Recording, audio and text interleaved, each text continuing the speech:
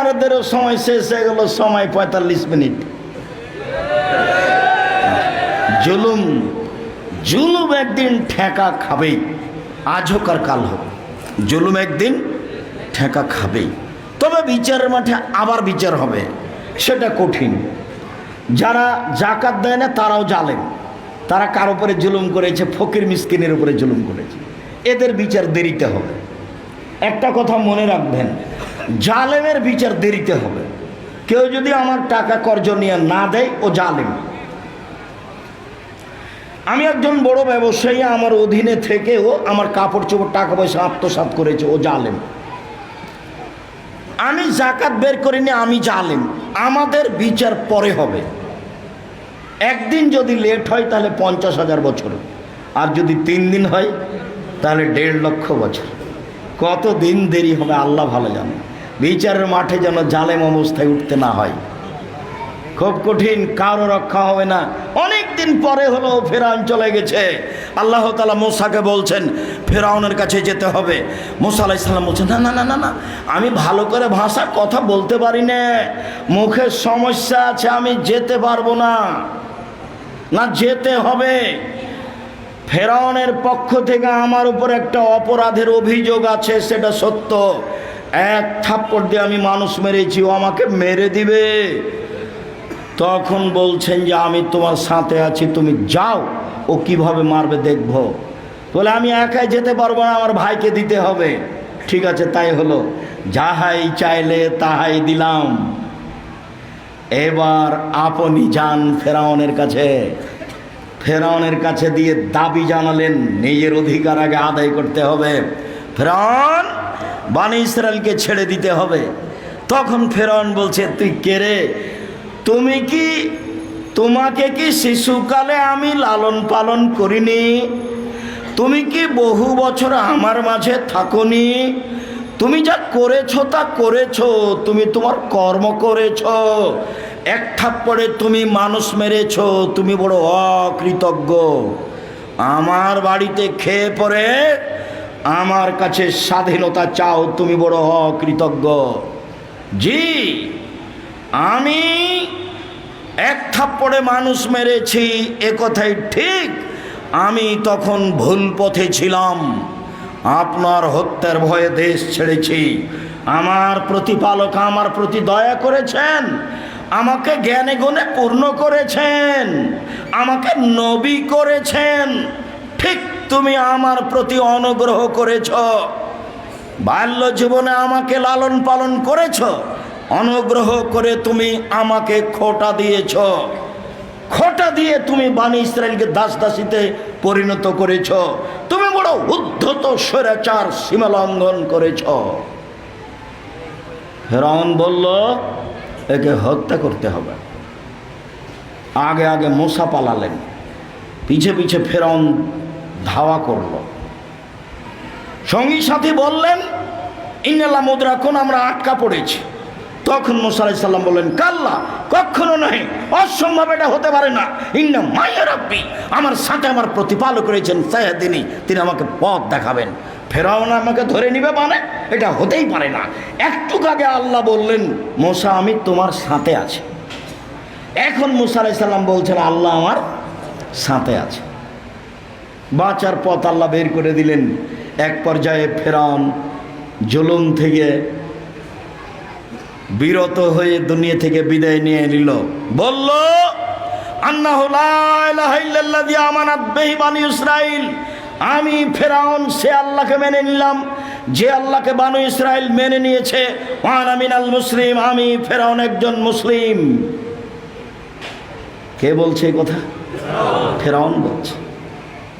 তখন আল্লাহ বলছে, আলান, এখন অকাদ আসাইতা মিন ক্বাবল, তুমি এখনই তো না ফরমান ছিলে, এখন দাবি করছো আলিয়াউমা নুনজ্জিকা বাদানাকা লিতাকুনা লিমান খালফাকা আয়া। ফেরাউন, তোমার শরীরটা রেখে দিলাম, চিরদিনের জন্য পৃথিবীর মানুষ তোমাকে দেখে উপদেশ গ্রহণ করবে। তুমি জালেম ছিলে, জুলুম করলে একদিন জুলুম শেষ হয়, এটা দেখে তোমাকে মানুষ বুঝবে এবং জুলুম থেকে বিরত হবে মানুষ। বলছিলাম সম্মানিত দিনী ভাই বোন, রাতের 3 ভাগের 2 ভাগ পার হলে উঠে আল্লাহকে কিছু বলেন, পথ সহজ হয়ে যাবে। রাতের 3 ভাগের 2 ভাগ পার হওয়ার পরে উসমান ইবনে আবিল আস রাদিয়াল্লাহু তাআলা আনহু বলেন, রাসূল সাল্লাল্লাহু আলাইহি ওয়াসাল্লাম বলেছেন, ইযা কানা নিসফুল লাইল ফতিহাত আবওয়াবুস সামায়ে, যখন অর্ধেক রাত হয় তখন আকাশের সব দরজা খুলে দেওয়া হয়। ইউনাদি মুনাদি মিনাস সামায়ে, আকাশ থেকে চিৎকার করে আল্লাহ বলেন, হাল মিন দাইন ইস্তাজাবু লাহু, কেউ কি ডাকে, তার ডাকে সাড়া দেওয়া হবে। কেউ কি আমাকে ডাকে, ওর ডাকে আমি সাড়া দিব। হালমিন সাইলিন ইউতা, কেউ কি কিছু চায়, ও যা চায় তাকে তাই দেওয়া হবে। হালমিন মাকরুবিন ইউফাররাজান হো, কেউ কি বিপদগ্রস্ত, তাকে বিপদ থেকে উদ্ধার করা হবে। এইভাবে আল্লাহ তাআলা বলেন। হালমিন দাইন ইস্তাজাব লাহু, কেউ কি আমাকে কিছু বলে, আমি তার কথা মেনে নিব। হালমিন সাইলিন ইউতা, কেউ কি কিছু চায়, চাইলে তাকে দেওয়া হবে। হালমিন মাকরুবিন ইউফারজান হো, কেউ কি বিপদগ্রস্ত, কারো ছেলে মেয়ে কি বিপদে, কারো কি জমি জায়গা কেউ দখল করেছে, কারো বাড়ি ঘর কি কেউ ভেঙে দিয়েছে, কেউ কি মানুষ হিসেবে বিপদগ্রস্ত, আমাকে বললেই আমি সেটা ঠিক করে দিব। রাতের 3 ভাগের 2 ভাগ অর্ধরাত পার হওয়ার পরে বলতে হবে। সম্মানিত দিনী ভাই বোন, উমামা বাহিলি রাদিয়াল্লাহু তাআলা আনহু বলেন, রাসূল সাল্লাল্লাহু আলাইহি সাল্লামকে জিজ্ঞাসা করা হয়েছিল, আই দোয়া আসমা, আল্লাহ নবী সবচেয়ে বেশি দোয়া কবুল হয় কখন? তখন রাসূল সাল্লাল্লাহু আলাইহি সাল্লাম বললেন, ফি জওফিল লাইলে, রাতের পেটে। রাতের 3 ভাগের 2 ভাগ পার হওয়ার পরে কেউ যদি রাতের পেটে আল্লাহকে কিছু বলে, তাহলে আল্লাহ সেটা মেনে নেন। ইবনে আব্বাস রাদিয়াল্লাহু তাআলা আনহু বলেন, বিত্তু ইনদা খালাতি মাইমুনাতা লাইলাতান, আমি আমার খালা মাইমুনার কাছে একদা রাতে ছিলাম। আমি ছোট ছেলে হলে কি হবে, বুদ্ধির অভাব ছিল না। একদা আমি রাতে আমার খালা মাইমুনার কাছে ছিলাম। নবী সাল্লাল্লাহু আলাইহি সাল্লাম ইনদাহা, তাকদীর বশত আল্লাহর নবী সেদিন আমার খালা মাইমুনার কাছে ছিলেন। ফাতাহাদ্দাসা মা আহলিহি সা, তিনি পরিবারের সাথে কিছুক্ষণ কথা বললেন।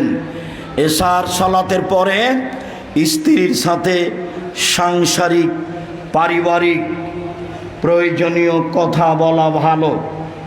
একা একাই সংসার পরিচালনা করিয়েন না, নইলে বউ 2টা সুযোগ খুঁজবে।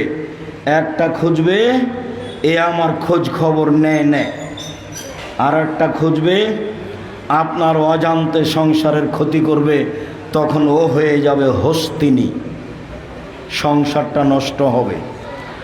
1 কেজি বেগুন কিনলেও রাসূল স্ত্রীকে বলে কিনিয়েন, আর ওই 1 কেজি বেগুনে 5টা ধরেছে, 5টাই যেন রান্না না করে, 4টা যেন করে, 1টা যেন রেখে দেয়, এতে বরকত হবে। 5টাই যদি রান্না করে তাহলে বুঝতে হবে বউ ভালো নয়, একে সংশোধন করতে হবে। সংসার পরিচালনা করাও জানে না, আর সব মহিলাই সংসার জানে না। জন্ম দিয়েছে বাপে, বিবাহ দিয়েছে বাপে, স্বামীর কাছে গেছে তাই ছেলে মেয়ে হয়ে গেছে। আসলে মা কি জিনিস তার জানা নাই, সংসার কি জিনিস তার জানা নেই। মা কাকে বলে, সংসার কাকে বলে, মধ্যখানে 1 মিনিট। আমরা এক হাদিসের মাঝামাঝিতে আছি, হাদিস বুখারী মুসলিম। জাবের রাদিয়াল্লাহু তাআলা আনহু বলেন, নোয়াখালী, কুমিল্লা, চট্টগ্রাম, সিলেট, পটুয়াখালী, বরিশাল এইসব এলাকায় মহিলারা সাধারণত জালসা বক্তব্য শুনতে যায় না। তাদের বাড়িতে টিভি আছে, তারা তা নিয়ে ব্যস্ত থাকে, বা আপনাদের পক্ষ থেকে ব্যবস্থা নেই। রংপুর, দিনাজপুর, লালমনিরহাট, নীলফামারী, কুড়িগ্রাম, পঞ্চগড়, ঠাকুরগাঁ, গাইবান্ধা, রাজশাহী, ওইদিকে আপনার মেহেরপুর, আপনার সাতক্ষীরা, এইসব ডিস্ট্রিক্টে মহিলারা এই পরিমাণে আসে যে সংখ্যায় পুরুষের চেয়ে অনেক বেশি হয়ে যায়। গতকালের দাবিতে গোদাগাড়ি রাজশাহীতে পুরুষের চেয়ে দ্বিগুণ মহিলা ছিল বলে পুরুষের দাবি, এমনটা আমি শুনেছি গত রাতের ঘটনা। সেই অনুপাতে এসব ডিস্ট্রিক্টের মহিলারা দিন ধর্ম শুনতে যায় না। তার আর একটা বড় কারণ, হুজুরে বলেছেন জুমা মসজিদে যাওয়া হবে না, মসজিদ অপবিত্র হয়ে যাবে। হুজুরে বলেছেন ঈদের মাঠে যাওয়া হবে না, বেপর্দা হয়ে যাবে।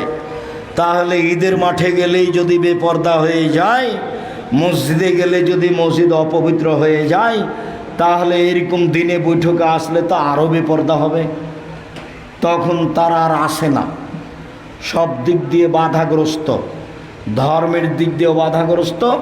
তখন নেকির কাজও নেকির কাজ, সেরেকও নেকির কাজ, বেদাতও নেকির কাজ, সব তখন হয়ে গেছে। নেকির কাজ ভালো মন্দ বিবেচনা করলো না। যাক, যেহেতু মহিলা মানুষ নেই, তবু আপনাকে বলি, আপনি আপনার স্ত্রীকে বলে দিয়েন কথাটি, হাদিসের মধ্যে আছি। জাবের রাদিয়াল্লাহু তাআলা আনহু বলেন, একদা আমরা আল্লাহ রসুলের সাথে জিহাদের মাঠ থেকে আসছিলাম, মদিনায় ঢুকবো। তখন আল্লাহ রসুল বললেন, এই শোনো, সবাই এখানে অবস্থান করো, সকালে বাড়িতে যাব। আমি জাবের বললাম, আল্লাহর নবী, আমি নতুন বিবাহ করেছি, আমাকে বাড়ি যেতে অনুমতি দেন। তখন আল্লাহর নবী বললেন, ও তুমি নতুন বিবাহ করেছ? তালাক প্রাপ্তা মেয়ে বিবাহ করেছ না কুমারী মেয়ে বিবাহ করেছ? আল্লাহর নবী, আমি তালাক প্রাপ্তা মেয়ে বিবাহ করেছি, কুমারী মেয়ে বিবাহ করিনি। তখন আল্লাহ রসুল বললেন, হাল্লা বিক্রম তোলায় বোকা, তুমি কুমারী মেয়ে কেন বিবাহ করলে না? অবিবাহিতা মেয়ে বিবাহ করতে, তুমি তার সাথে খেলতে, ও তোমার সাথে খেলতো, তুমি তার সাথে খেলতে, ও তোমার সাথে খেলতো। তখন জাবের রাদিয়াল্লাহু তাআলা আনহু বলেন, আল্লাহর নবী, আমার আব্বা ওহুদের যুদ্ধে শহীদ হয়েছেন 9 জন মেয়ে রেখে, আমার 9 জন বোন আছে। আক্রাহ আন আতাযাক্কাদা মিসলাহুন্না, তাদের সমবয়সের মেয়েকে আমি বিবাহ করা পছন্দ করিনি 4টা কারণে। আল্লাহর নবী, আমার আব্বা ওহুদের যুদ্ধে শহীদ হয়েছেন 9 জন মেয়ে রেখে, আমার 9 জন বোন আছে, আমার বোনদের সমবয়সের মেয়েকে আমি বিবাহ করা পছন্দ করিনি 4টা কারণে। 1, লেতুয়াল্লেমাহুন্না, আমি তালাক প্রাপ্ত বয়স্কা মেয়ে বিবাহ করেছি যাতে করে আমার বোনদেরকে বিদ্যা শিখাতে পারে। 2, অলেতুয়াদ্দেবাহুন্না, যাতে করে আমার স্ত্রী বয়সপ্রাপ্তা মহিলা, তালাকপ্রাপ্তা মহিলা, হুঁশ বুদ্ধি আছে, সংসার পরিচালনা করেছে, আমার বোনদেরকে যেন শিষ্টাচার শিখাতে পারে। 3, অলেতুরাজ্জেলাহুন্না, আমার বোনদের যেন মাথার চুল চিরুনি করে, কাপড় চোপড় ঠিকঠাক করে, পরিপাটি করে, সাজগোজ করে রাখতে পারে। 4, অলে তাকুমা আলাইহিন্না, যাতে করে আমার স্ত্রী আমার বোনদের উপরে পাহারা দিতে পারে। মাকে আপনার স্ত্রীকে বলে দিন, তুমি কি আসলে মা? আমরাই কি ভুল বুঝছি? তুমি কি আসলে মা? দেখো তো, তুমি একটু বিবেচনা করো তো। 1, মা ছেলে মেয়েকে বিদ্যা শিখাবে। রংপুরের মহিলা লিখেছে, অবরোধবাসিনী, মহিলারা বাড়ি বের হতে পারবে না। রংপুরের আর এক মহিলা লিখলো, কেন হবো অবরোধবাসিনী, মানে বেগম রোকেয়া ভুল লিখেছে। রংপুরের এক মহিলা লিখলো, শিক্ষা বনাম জাহেলিয়াত, 1 থেকে নিয়ে ক্লাস 10 পর্যন্ত আপাতত যেসব বই পুস্তক লেখা হয়েছে এগুলো বই নয়, এটা শিক্ষার নামে জাহেলিয়াত। তাহলে মা বাচ্চাকে শিখাবে কি? ওমা তোমার আকাশ তোমার বাতাস, আমার প্রাণে বাজায় বাঁশি। তো আব্দুর রাজ্জাক সাহেব বললেন, তোর বাপের আকাশ। তখন সিলেট কোর্টে 5,000 কোটি টাকার মামলা হলো।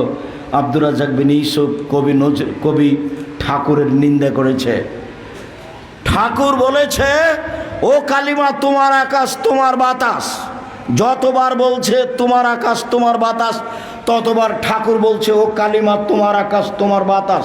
মুসলমানের অশিক্ষিত সন্তান, বাপ মা সবাই ওই পবিত্র মুখে বলছে ও মা তোমার আকাশ তোমার বাতাস। ঠাকুর বলছে ও কালিমা তোমার আকাশ তোমার বাতাস। জজ বলল আপনি কি পিস টিভির আলোচক? জি আমি পিস টিভির আলোচক আব্দুর রাজ্জাক বিন ইউসুফ। জজ বললেন আপনার মামলা খারিজ করে দিলাম। সুনামগঞ্জ কোর্টে উঠলাম কাঠগড়াই, তখন জজ বললেন আপনি এই জন্য এসেছেন তা আমার মনে হয় না, অন্য কারণ আছে। যাক, মামলার নথি থাকলো, আপনার সাথে আমার অন্য কথা আছে। 14-15 মিনিট তিনি অন্য কথা বললেন। উকিল আমাকে বলেছেন চিরদিন আপনার কথা শুনেছি, আজকে আমার কথা শুনবেন, মুখ খুলবেন না। এর নাম জজ, যা বলবে সেটাই হবে, যা বলছে বলে নে। বলে ঠিক আছে তাই হলো, আপনার কথা আমি মেনে নিলাম। ও যা বললো আমি তা শুনলাম। শেষে উনি বললেন আপনার জামিন মঞ্জুর করা হলো, তবে তিনি বললেন না যে আপনার মামলা খারিজ করে দিলাম, এ কথা বললেন না।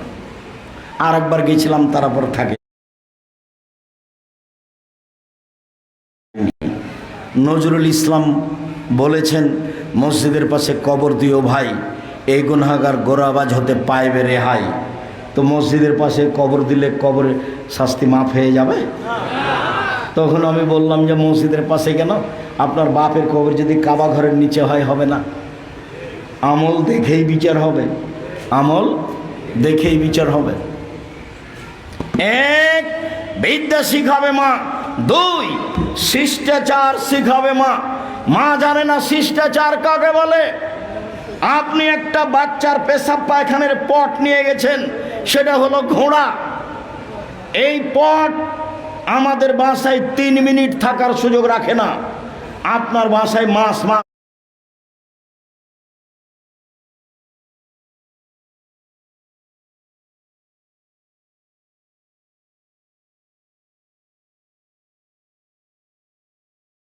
বছর বছর আছে। এটা হয় কি করে? আপনার স্ত্রীও মেনে নিয়েছেন, আপনি মেনে নিয়েছেন। আয়েশা রাদিয়াল্লাহু তাআলা আনহা বলেন আল্লাহর নবী বাড়িতে ঢুকে যত পাতিল পাত্র জাতীয় প্রাণীর ছবি মূর্তি আছে হাতে হাতে ভেঙে দিতেন। বাড়িতে ঢোকার সাথে সাথে যত কাপড়ে ছবি মূর্তি আছে ধরে তিনি সব ছিঁড়ে ফেলে দিতেন। আজকে বাড়িতে ঢুকে পট ভেঙে দিতে হবে, অন্যথায় মাথা কেটে রাখতে হবে। বক্তব্যের সাথে মুনাফিকি করে কোনো লাভ নেই। যখন আপনাদের সরকার 45 মিনিটের মধ্যে চলে গেলেন, তখন প্রথম বক্তব্য ছিল জুলুম, দ্বিতীয় বক্তব্য ছিল আত্মসাৎ, তৃতীয় বক্তব্য ছিল ছবি ও মূর্তি। বিস্তারিত দেখুন, ছবি মূর্তি ইউটিউবে দেওয়া আছে, জুমার খুতবা আব্দুর রাজ্জাক বিন ইউসুফ ছবি মূর্তি। সেখানে আপনার সামনে লম্বা আলোচনা পেশ করে রেখেছি। আপনার স্ত্রী বাজার থেকে একটা তরকারির বাটি কিনে নিয়ে এসেছেন, সেটা হলো কাতল মাছ। আপনার স্ত্রী একটা আয়না কিনেছে, সেটা হলো রুই মাছ। আপনার স্ত্রী কিছু প্লেট কিনেছে, সেটা হলো চিংড়ি মাছ। আপনার স্ত্রী শোকেজে কাঁকড়া সাজিয়ে রেখেছে। কে বলে ও শিক্ষিতা মেয়ে? জি না, ওর শিষ্টাচার জানা নাই। দরজা বন্ধ করতে সে জানে না, বাচ্চা কোন হাতে খাবে সেটাও জানে না, জানালা কিভাবে বন্ধ করতে হবে সেটা তার জানা নাই, বাচ্চাকে কোন পটে পেশাব পায়খানা করাতে হবে তার জানা নাই, জামা গায়ে দেওয়ার সময় কোন হাত আগে দিতে হবে তার জানা নাই, বাচ্চা পায়খানায় ঢুকলে কি দোয়া পড়বে তার জানা নাই, তার জানা নাই শিষ্টাচার। আমি তালাকপ্রাপ্তা মহিলা, বুদ্ধিমতী মহিলা বিবাহ করেছি যাতে করে আমার বোনদেরকে কি দিতে পারে? শিষ্টাচার দিতে পারে। শিষ্টাচার কি জিনিস? একটাই মানুষের শিষ্টাচার চলে, যার নাম মুহাম্মদ সাল্লাল্লাহু আলাইহি সাল্লাম। আরবি হলে কি হবে? শিষ্টাচারের টিকে থাকা খুব কঠিন। ছোট ছেলে আব্দুর রহিম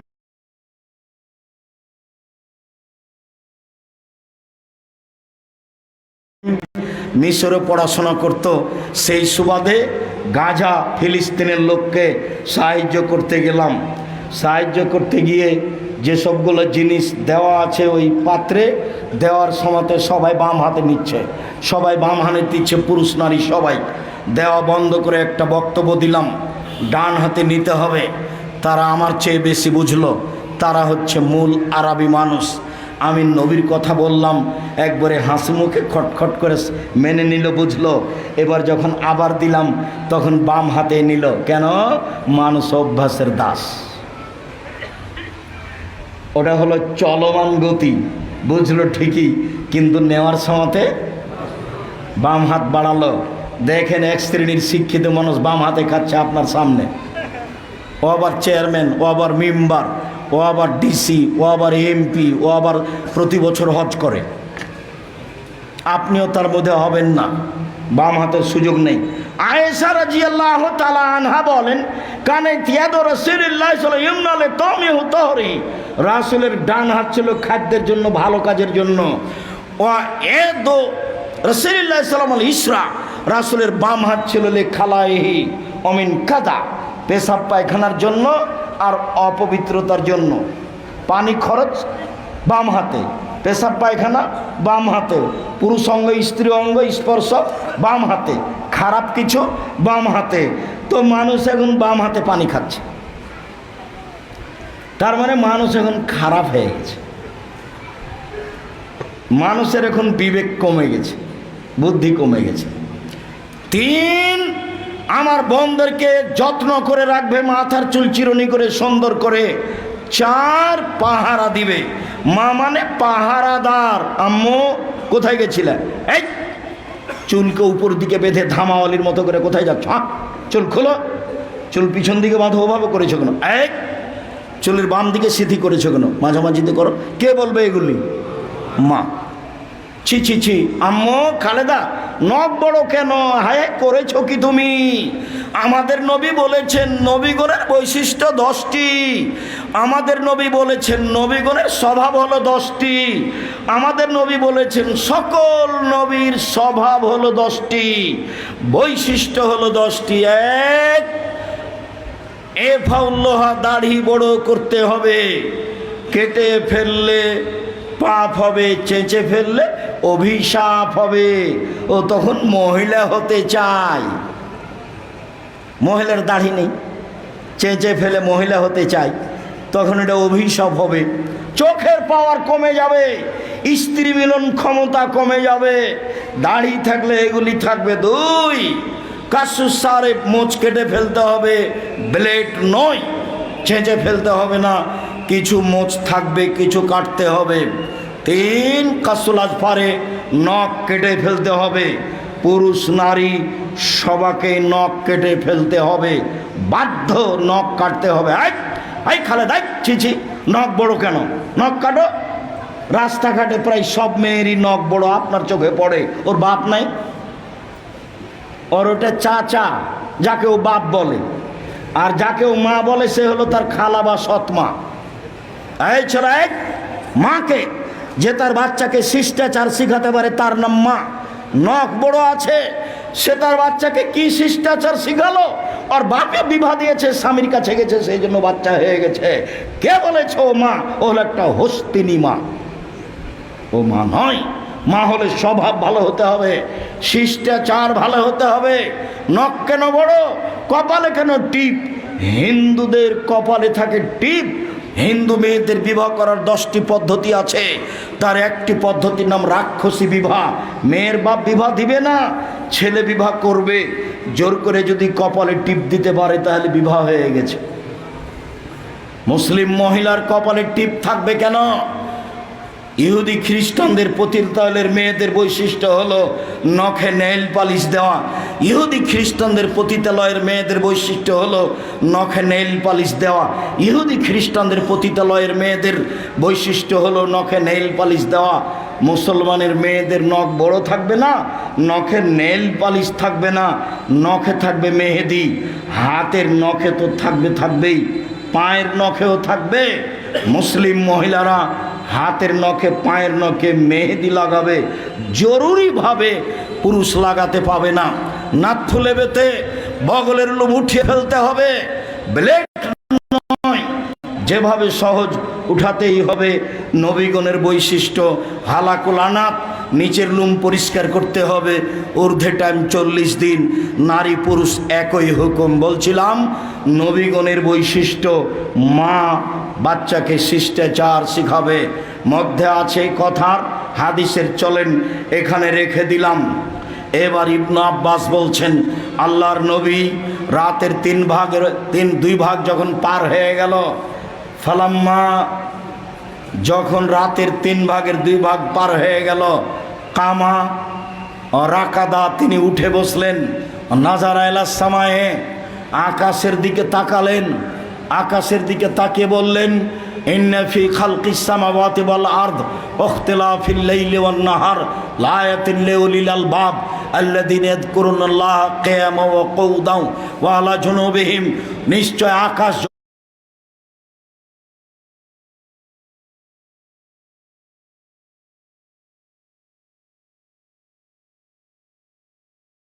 জমিনের সৃষ্টিতে রাত দিন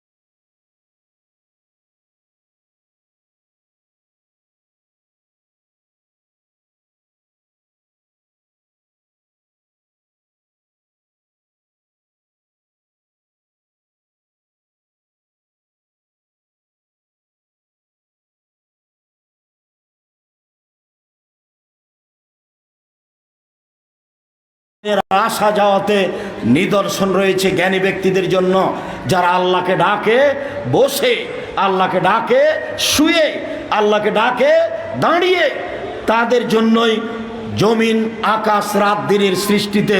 না আযাবান নার, হে আমাদের জাহান্নামে দিলে, তাকে তুমি অপমান করলে, তার বাঁচার কামনা দিয়ে না দিলিল ঈমান আন আমিনু বিরাব্বিকুম। তোমার ঘোষণা শুনেছি, তুমি বলেছ পৃথিবীর মানুষ আমাকে মেনে নাও। ফামান্না, মেনে নিলাম। রব্বানা ফাগফির লানা যুনুবানা ওয়া কাফির আন্না সাইয়্যাতিনা ওয়া তাওয়াফানা মা'আল আবরার। যেহেতু মেনে নিয়েছি, 1 নম্বর কাজ ক্ষমা করে দাও, 2 নম্বর কাজ পাপ মিটিয়ে দাও, 3 নম্বর কাজ ভালো মানুষের সাথে মরণ দাও। তারপরে জাহান্নামে দিবা না। যে ওয়াদা করেছ নবীর মুখে, সেটা পূর্ণ করো। তুমি তো ওয়াদা খেলাপ করো না।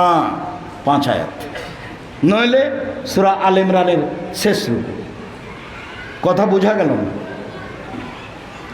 রাতের 3 ভাগের 2 ভাগ পার হওয়ার পরে আল্লাহর নবী আকাশের দিকে মুখ করে সূরা আল ইমরানের শেষ রুকু বা 5 আয়াত পড়লেন।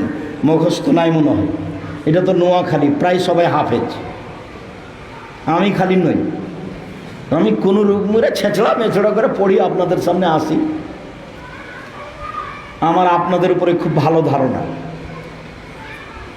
আপনার ছেলে চলে গেছে ওমানে কাজ করতে, কিন্তু ও কোরআনের হাফেজ। আমি বললাম, হাবিব বাড়ি কোথায়? নোয়াখালী। নোয়াখালী কোথায়? লক্ষ্মীপুর। তারপরে এই যে আমি গাড়িটা 4 দিন জন্য আপনার জন্য বরাদ্দ করছি, 4 দিনে গাড়িতে ইনকাম করব না, বরাদ্দ করলাম। ওস্তাজি 4 দিনে গাড়িতে ইনকাম করব না। আর যে কোনো প্যাসেঞ্জার গাড়িতে উঠে যদি না বলে যে গাড়ি আজকেই শোরুম থেকে বের করেছে, আমি হাবিব গাড়ি চালাবো না। গাড়িকে খুব যত্ন রাখে। তা আমি উঠলে ড্রাইভারকে বলি, ড্রাইভার দেখো, তোমরাও বেতন খাও, থাকো, হাবিব এই কথা বলছে। বাড়ি নোয়াখালী। নোয়াখালী যদি না থাকতো তাহলে বহির্বিশ্বে গিয়ে সম্মান পাওয়া যেত না। বাড়ি কোথায়? নোয়াখালী। বাড়ি কোথায়? ফেনী। বাড়ি কোথায়? লক্ষ্মীপুর। বাড়ি কোথায়? চট্টগ্রাম। বাড়ি কোথায়? সন্দ্বীপ। বাড়ি কোথায়? ব্রাহ্মণবাড়িয়া। বাড়ি কোথায়? কুমিল্লা। একবারও কেউ বলে না বাড়ি রাজশাহী, কেউ বলে না।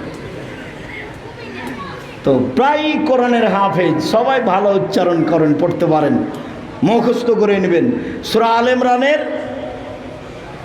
শেষ রুকুর প্রথম 5 আয়াত বা সূরা আল ইমরানের শেষ রুকু পূর্ণটাই।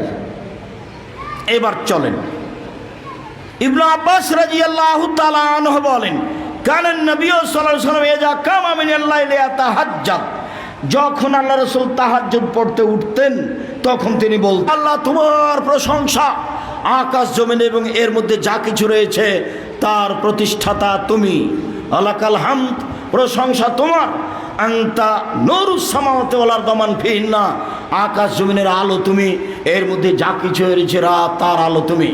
আলাকাল হামদ আনতা মালিকুস সামাওয়াতি ওয়াল আরদি ওয়া মান ফিহিন্না, প্রশংসা তোমার, আকাশ জমিন এবং এর মধ্যে যা কিছু রয়েছে সব কিছুর মালিক তুমি।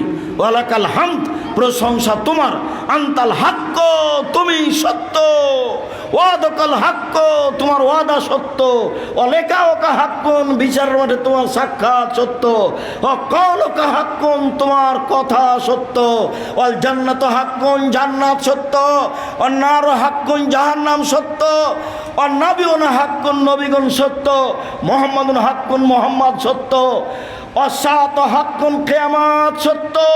আল্লাহ আসলাম, তো আমি তোমার কাছে নিজেকে সমর্পণ করলাম। তাওয়াক্কালতু আলাইকা, তোমার উপরে ভরসা করলাম।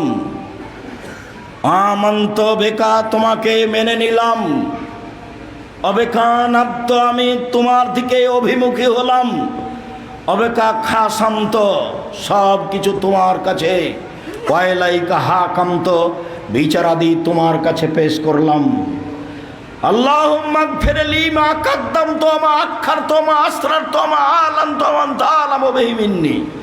আল্লাহ, আমার আগের পাপ, পরের পাপ, ছোট পাপ, বড় পাপ, প্রকাশ্য পাপ, অপ্রকাশ্য পাপ, আমি জানি না, তুমি জানো, সব পাপ ক্ষমা করে দাও। লা ইলাহা ইল্লা আনতা, তুমি ছাড়া কোনো মাবুদ নেই। আনতাল মুকাদ্দিম ওয়া আনতাল মুআখির, তুমি আগে থেকে আছো, চিরদিন থাকবে। এই দোয়া আল্লাহ নবী পড়লেন, মুখস্থ নেই। যুবক, তোমার জন্য 7 দিন সময়, আর মুরব্বী ভাইজান আপনাদের জন্য সময় হলো 1 মাস। উবাদা ইবনে সামিত রাদিয়াল্লাহু তাআলা আনহু বলেন, আল্লাহর নবী বলেছেন, মান তাররা মিনাল লাইলে, কেউ যদি রাতের 3 ভাগের 2 ভাগ পার হওয়ার পরে উঠে, তারপরে বলে লা ইলাহা ইল্লাল্লাহু ওয়াহদাহু লা শারীকা লাহু লাহুল মুলকু ওয়া লাহুল হামদু ওয়া হুয়া আলা কুল্লি শাইইন কাদির ওয়া সুবহানাল্লাহি ওয়া আলহামদুলিল্লাহি ওয়া লা ইলাহা ইল্লাল্লাহু আল্লাহু আকবার ওয়া লা হাওলা ওয়া লা কুওয়াতা ইল্লা বিল্লাহ রব্বিগফিরলি রব্বিগফিরলি। এখন যা বলবে সেটাই মেনে নেবেন। সব বুখারী মুসলিম, সব। এখন এইটা বলার পরে তাহলে বলেন, যেভাবে আপনার কুলাই, কোরআন মাজিদ পড়েন, তারপর বড় দোয়াটা পড়েন, তারপর এটা পড়েন। এখন বলেন কিছু, কি বলবেন? হাত তুলে বলেন কিছু, আমার ছেলেটাকে বড় করে দাও, নোয়াখালী শহরে একটা জমির ব্যবস্থা করে দাও, কিছু জমি জায়গা করে দাও, একটা ভ্যানের ব্যবস্থা করে দাও, যার যা প্রয়োজন সেটা কিছু বলেন। বললে খুশি হয়, না বললে বেজার হন। বললে খুশি হন, না বললে অসন্তুষ্ট হন। লাইসা সাইয়ুন আকরামা ইনদাল্লাহি মিনাদ দুআয়ে, আল্লাহর কাছে চাওয়া কাজটা যত প্রিয়, পৃথিবীর কোনো কাজ তার কাছে তত প্রিয় নয়। সালাত আদায় করলে নেকি হলো। যখন বলেন আল্লাহ আমি ভিক্ষুক, তুমি আমাকে নোয়াখালীতে 5 শতক জমি করে দাও, তো তখন আল্লাহ খুশি হন। আচ্ছা ঠিক আছে, দিয়ার না দি, তুমি ঠিক বলেছ, আমি পারি, কোনো পীর পারে না, ঠিক করেছো তুমি। একটু বলার ঢং ঠিক করে নাও। আগে ইসমে আজম পড়বা, তারপর দুরুদ পড়বা, তারপর আমাকে বলবা। নইলে দুয়া ইউনুস পড়বা আগে, তারপর দুরুদে ইব্রাহিম পড়বা, তারপরে বলবা নোয়াখালী শহরে 5 শতক জমি দাও। না হলে বলবে একটা ভালো ভ্যান দাও, অনেক দিন থেকে ভ্যানটা ভেঙে আছে। কখন বলতে হবে? রাতের 3 ভাগের 2 ভাগ পার হওয়ার পরে। সম্মানিত দিনী ভাই বোন, মুআয ইবনে জাবাল রাদিয়াল্লাহু তাআলা আনহু বলেন, ইন্না ফিল লাইলি লাসাত লা ইউফিকা আবদুল মুসলিম ইয়াসালুল্লাহ ফিহি খায়রান মিন আমরি দুনিয়া ওয়াল আখিরা ইল্লা আতাহু ইয়াহু। কেউ যদি ওই সময় আল্লাহকে ডাকে, রাতে একটা অংশ আছে, একটা সময় আছে, ওই সময়ে উঠে আল্লাহকে যে যা বলবেন আল্লাহ সেটা মেনে নেবেন। অনুমান করছি সেটা রাতের 3 ভাগের 2 ভাগ পার হওয়ার পরে। তবে অনুমান করা যেতে পারে রাত 12টার পর থেকে নিয়ে ফজরের আজান পর্যন্ত। তবে রাতের 3/2 পার হওয়ার পরেই এটা বেশি সম্ভাবনা, যা আল্লাহর নবী একাধিক হাদিসে বলেছেন। মাইমুনার কাছে যেদিন রাতে ছিলেন সেদিন রাতের 3/2 পার হওয়ার পরে তিনি উঠে আকাশের দিকে মুখ করে আয়াতগুলি পড়লেন। বোঝা যাচ্ছে সময়টা 3/2 পার হওয়ার পরেই হবে। মুআয ইবনে জাবাল বলেন, জাবের রাদিয়াল্লাহু তাআলা আনহু বলেন, কেউ যদি ওযু করে ঘুমায় আর রাতে উঠে এবার যা চাইবে তাই পাবে।